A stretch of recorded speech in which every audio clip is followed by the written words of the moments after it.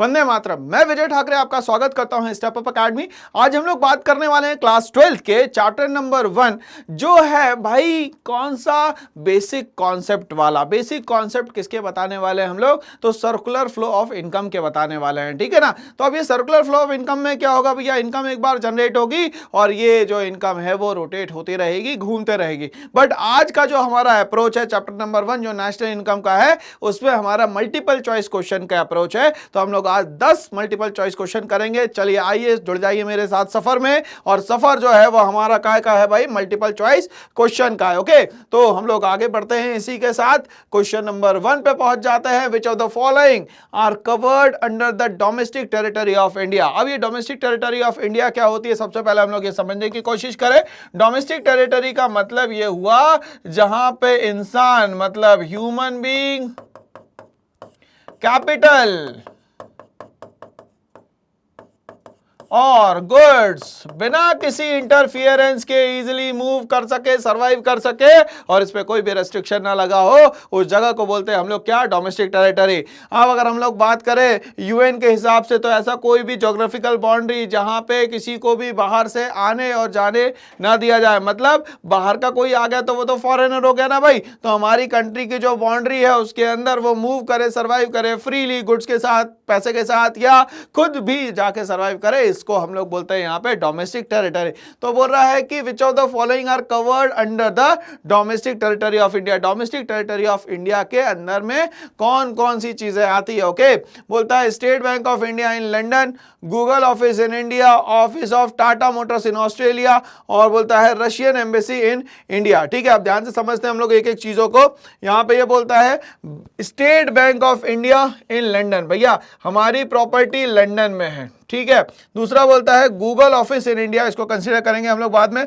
Office of Tata Motors in Australia, अब Tata Motors की जो ऑफिस को एस्टैब्लिश किया गया है वो ऑस्ट्रेलिया में करा गया है। रशियन एम्बेसी इन इंडिया, बोलता है रशियन एम्बेसी जो है वो इंडिया में है। रशियन एम्बेसी इन इंडिया मतलब प्रॉपर्टी किसकी हो गई भैया, रशिया की, तो हमारा तो हो ही नहीं सकता।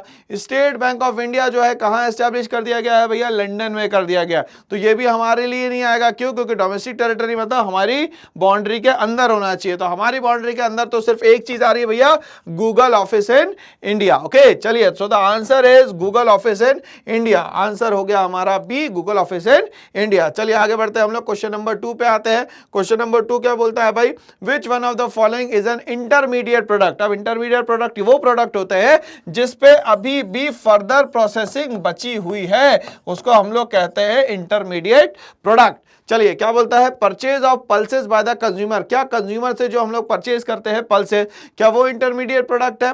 Machine purchase by a firm, तो ये मशीन जो है अपने आप में क्या हो जाती है सर जी, कैपिटल गुड्स हो जाती है, तो इसको तो हम लोग ले ही नहीं सकते यहाँ पे। Wheat use by the flour मिल, क्या जो गेहूं खरीद रहे हैं और फ्लोर मिल उसको क्या किसमें कन्वर्ट करेंगे भैया, फ्लोर में कन्वर्ट करेंगे। Wheat use by the house hold, तो क्या बोलते हैं यहाँ पे भाई, इंटरमीडिएट प्रोडक्ट बनाना है मतलब जिसपे फर्दर प्रोसेसिंग हो सकती है। तो wheat use by the flour मिल पे फर्दर प्रोसेसिंग की जा सकती है, उससे अब चाहो तो ब्रेड बना लो या चाहो तो आपकी मर्जी जो बनाना है बना सकते हो। तो आंसर क्या होना चाहिए सर जी, इसका आंसर होना चाहिए answer number C, wheat use by the flour mill. चलिए आंसर हमारा बिल्कुल सही है। क्वेश्चन नंबर 3 पे हम लोग आते हैं। क्वेश्चन नंबर 3 क्या बोलता है, which one of the following is not an example of the final goods. Final goods वो गुड्स होते हैं जिस पे फर्दर प्रोसेसिंग नहीं की जा सकती है, मतलब वो बाउंड्री लाइन ऑफ प्रोडक्शन को क्या कर चुके हैं सर, अब क्रॉस कर चुके हैं, मतलब अब उसमें और कुछ एडिटिंग नहीं कर सकते।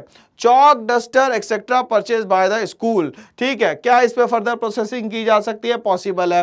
Fertiliser use by the farmer, भैया इस पे भी कुछ ना कुछ प्रोसेसिंग की जा सकती है। Wheat use by the flour मिल, और बोल रहा है ऑल ऑफ द अबव, बोल रहा है कि not an example of the final goods, इसमें से कौन सा फाइनल गुड्स का एग्जांपल नहीं है। अगर फाइनल गुड्स का एग्जांपल बोलता तो हम लोग तीनों ले लेते, ठीक है, बट यहां पे क्या बोल रहा है, नॉट, तो नॉट के कारण यहां आंसर हो जाएगा ऑल ऑफ द अबव, क्योंकि ये सारी चीजें एक बार में इस्तेमाल की जा सकती है। तो आंसर क्या होना चाहिए सर जी इसका, ऑल ऑफ द अबव, ठीक है। तो आंसर क्या होगा भैया यहाँ पे, ऑल ऑफ द अबाउ। चलिए क्वेश्चन नंबर 4 पे हम लोग आते हैं। Which of the following constitute the reason for difference between market price and the factor cost? चलिए, तो मार्केट प्राइस और फैक्टर कॉस्ट के बीच में जो डिफरेंस क्रिएट होता है वो किस कारण से होता है, ठीक है ना। तो भाई आप जब भी कोई भी चीज बनाएंगे तो सरकार आपसे क्या मांगेगी, टैक्स, और टैक्स देना आपको कंपलसरी है, जरूरी है भाई। तो अब ये बोल रहा है कि मार्केट प्राइस और फैक्टर कॉस्ट के बीच में जो अंतर आता है वो किस कारण से आता है। इनडायरेक्ट टैक्स के कारण आता है, सब्सिडीज के कारण आता है, बोथ ए एंड बी होता है, या नीदर ए नॉर बी होता है। ये तो नहीं हो सकता भाई। अब हम लोग ध्यान से समझे, इनडायरेक्ट टैक्स में से जब हम लोग सब्सिडीज हटा देंगे तो बनेगी हमारी नेट इनडायरेक्ट टैक्स। ठीक बात है। चलिए, तो इसके हिसाब से आंसर क्या होना चाहिए sir, both A and B is the correct answer, मतलब आंसर नंबर सी होना चाहिए क्वेश्चन नंबर 4 का। चलिए हम लोग आगे बढ़ेंगे इसी के साथ। क्वेश्चन नंबर 5 पे हम लोग स्विच करते हैं। If factor cost is greater than market price, factor cost ज्यादा हो जाए मार्केट प्राइस से, देन इट मीन्स दैट, इसका मतलब क्या होता है, इनडायरेक्ट टैक्स ज्यादा है, सब्सिडीज कम है। इनडायरेक्ट टैक्स और जो सब्सिडी है दोनों बराबर है। इनडायरेक्ट टैक्स कम है, सब्सिडीज ज्यादा है। इनडायरेक्ट टैक्स जो है वो इक्वल भी है और ग्रेटर भी है, कहाँ से भैया, सब्सिडीज से। ओके, तो बताना है हमें कि फैक्टर कॉस्ट जो है वो ज्यादा है और मार्केट प्राइस कम है, मतलब यहाँ पे ज्यादा क्या मिल रही है सर जी, हमें यहाँ पे सब्सिडी ज्यादा मिल रही है, और इनडायरेक्ट टैक्स जो है वो क्या है, यहाँ पे कम है। जब भी हमारा फैक्टर कॉस्ट ज्यादा है और मार्केट प्राइस जो है वो सर जी यहाँ पे बहुत कम है। तो इसका आंसर क्या होना चाहिए भैया, answer number C, indirect tax is less than subsidies. Okay, question number 5 के बाद हम लोग क्वेश्चन नंबर 6 पे स्विच करते हैं। Final goods refers to those goods which are used either for dash और फॉर डैश। तो फाइनल गुड्स किस किस चीजों के लिए यूज किया जाता है, ठीक है। तो मैंने कहा कि फाइनल गुड्स वो गुड्स होते हैं जिसपे फर्दर प्रोडक्शन नहीं किया जा सकता, मतलब उसमें बार बार चेंजेस नहीं कर सकते। दूसरा कि उसको अब हम लोग प्रोडक्शन लाइन को क्या कर चुके हैं, क्रॉस कर चुके हैं, मतलब प्रोडक्शन लाइन की जो बाउंड्री बनी है उसको क्या कर चुके हैं, यहाँ पे क्रॉस कर चुके हैं। तो ये बोलता है कंजप्शन एंड इन्वेस्टमेंट, कंजप्शन और रीसेल। भाई रीसेल तो होता ही नहीं है ना फाइनल गुड से, क्योंकि रीसेल तो है ही नहीं, इन्वेस्टमेंट के साथ रीसेल है ही नहीं। तो रीसेल आने के कारण ये सारे जो पॉइंट्स है वो इग्नोर हो जाता है और यहाँ पे बच क्या जाता है हमारे पास, ए कंजप्शन एंड इन्वेस्टमेंट। मतलब final goods refers to those goods which are used either for consumption और फॉर इन्वेस्टमेंट पर्पसेस। चलिए आगे हम लोग बात करेंगे। आंसर हो गया हमारा ए, 6 का आंसर ए हो गया। 7 पे आते हैं। Net factor income from abroad, NFIA की बात कर रहे हैं भाई। तो ये कैसे आएगी, तो इसको हम समझते हैं। मान लेते हैं कोई पर्सन ईरान का है और एक पर्सन इंडिया का है, दोनों ही मेहनत की कमाई करते हैं, तो ये दोनों रिसीव करते हैं फैक्टर इनकम।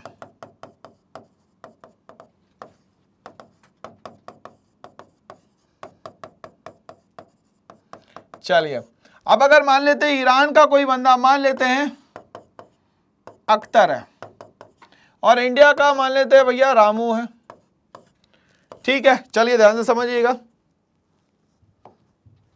तो अख्तर जो है इंडिया में काम करता है और रामू जो है ईरान में काम करता है। तो ईरान से जो पैसा, हम लोग इंडिया को बेस मान रहे हैं, ठीक है, ईरान से जो पैसा, ठीक है, आएगा वो किसके पास आएगा सर जी, रामू के पास आएगा। अगर मान लेते हैं वहां से जो पैसा आ रहा है वो आ रहा है हमारे पास 10,000 रुपए, INR में हम लोग बात कर रहे हैं यहाँ पे, और हमारे देश से जो पैसा जा रहा है वो मान लेते हैं सिर्फ जा रहा है 8,000 रुपए, जो कि किसके पास जा रहा है भैया, अख्तर जी के पास जा रहा है। तो यहाँ पे हमारे पास जो पैसा आया वो 10,000 आया और जो हमारे पास से पैसा गया वो गया 8,000। मतलब कि यहाँ पे फैक्टर इनकम फ्रॉम जो अब्रॉड है वो हमारे पास क्या हुआ भैया, ज्यादा आया, और टू अब्रॉड कम हो गया। तो यहाँ पे जो डिफरेंस होगा, factor income from abroad minus factor income to abroad, वो क्या हो जाएगा भैया, 2,000 रुपए। ठीक बात है। चलिए तो इस तरीके से हम लोग क्या फाइंड आउट करेंगे सर जी, तो फाइंड आउट होगा NFIA, net factor income from abroad, और ये क्या हो जाएगा सर जी, यहाँ पे पॉजिटिव हो जाएगा। क्यों, क्योंकि हमारे पास पैसा ज्यादा आया है और हमारे पास से पैसा कम गया। ओके, तो यहाँ बोलता है net factor income from abroad is, क्या होता है, कैसे निकालते, तो हम लोगों ने अभी कॉन्सेप्ट समझा। एक्सपोर्ट माइनस इंपोर्ट से निकलता है क्या, visible export minus visible import से निकलता है क्या, factor income receive from abroad minus factor income paid to abroad से निकलता है क्या, या factor income receive from abroad से निकलता है? तो क्वेश्चन नंबर 7 जो है, क्वेश्चन नंबर 7 जो हम लोग निकाल सकते हैं वो किससे निकाल सकते हैं सर जी? एक्सपोर्ट माइनस इंपोर्ट से भी इसको निकाला जा सकता है। क्यों? क्योंकि गुड्स का जो एक्सचेंज होता है उससे भी हम लोग यहाँ पे इसको फाइंड आउट कर सकते हैं। तो आंसर क्या होना चाहिए? आंसर होना चाहिए sir ji A. Okay, export minus import. चलिए आगे बढ़ते हैं, क्वेश्चन नंबर 8 पे आते हैं। क्वेश्चन नंबर 8 क्या बोलता है? डेप्रिसिएशन मींस, डेप्रिसिएशन का मतलब ये होता है किसी भी एसेट्स में कुछ सालों के बाद यूज करने के कारण उसमें जो कमी आती है उसकी वैल्यू में, उसको बोलते हैं डेप्रिसिएशन। डेप्रिसिएशन दो कारणों से होता है, just because of the wear and tier of the goods and services, या हम लोग गुड्स बोले इसको, और दूसरा होता है ऑब्सोलेंस, मतलब आउट ऑफ फैशन हो जाने के कारण। तो डेप्रिसिएशन क्यों होता है भाई, हम लोग यहाँ पे बात करेंगे। Depreciation means destruction of a plant in a fire accident. भैया ये फायर एक्सीडेंट में खत्म हो गया है, इसकी वैल्यू डेप्रिसिएट नहीं हुई है, खत्म हो गया है। Loss of fixed assets over time due to wear and tear, लगातार उसका इस्तेमाल करेंगे तो जाहिर सी बात है उसकी वैल्यू क्या हो जाएगी, यहाँ पे कम हो जाएगी। Loss of fixed assets in an earthquake, ये तो नेचुरल लॉस है, इसका कुछ कर ही नहीं सकते। Closure of the plant due to lockout, lockout के कारण क्लोजर हो जाए तो ये भाई उसकी वैल्यू कहाँ खत्म हुई है, तो खत्म हो गया ना पूरा प्लांट। तो इसके हिसाब से आंसर जो है वो क्या होना चाहिए sir ji? Loss of fixed assets over time due to wear and tear. चलिए तो आंसर क्या हो गया सर जी? हमारा यहाँ पे आंसर नंबर बी हो गया। चलिए हम लोग नेक्स्ट क्वेश्चन पे आते हैं, क्वेश्चन नंबर 9 पे। क्वेश्चन नंबर 9 क्या बोलता है? Market price and factor cost will be equal when there is, कब होगा? जब मार्केट प्राइस और फैक्टर कॉस्ट जो है दोनों ही क्या हो जाए? बराबर हो जाए। No indirect tax, no direct tax, no indirect tax, no subsidy, no indirect tax and no subsidy. ये दोनों बराबर होने का मेन कारण ये रहेगा जब आपका ना तो कोई इनडायरेक्ट टैक्स होगा ना तो उस पर कोई सब्सिडी लगाई जाएगी, तब जाके ये दोनों चीजें क्या होंगी? यहाँ पे बराबर होंगे। Okay, so the answer is answer number D, no indirect tax and no subsidy. Okay, चलिए नेक्स्ट क्वेश्चन पे मैं आता हूं, question number 10। Which of the following is an example of transfer income? Transfer income वो होती है जो आपको कहीं से मिले मगर बिना किसी काम के, बिना मेहनत के अगर आपको मिल जाती है इनकम तो उसको कहा जाता है ट्रांसफर इनकम। बट मेहनत करने के बाद जो इनकम मिलती है उसको हम लोग बोलते हैं यहाँ पे फैक्टर इनकम। ट्रांसफर इनकम दो टाइप से आपको मिल सकती है, स्टूडेंट्स को मिलेगी in the form of scholarship, और जो ओल्ड एज है उनको मिलेगी in the forms of pension. Okay, तो bonus, unemployment allowance, compensation from the employer, या all of the above. Okay, तो हमें यहाँ पे कैसे मिलेगी भाई? तो अनएम्प्लॉयमेंट अलाउंस जो है बिना मेहनत के आप जो काम कर रहे हैं हम लोग इसको यहाँ पे बोलेंगे ट्रांसफर इनकम। तो बिना मेहनत का जो पैसा होता है उसको कहा जाता है यहाँ पे ट्रांसफर इनकम। तो आइए हम लोग आंसर देखें, आंसर हमारा बिल्कुल सही है।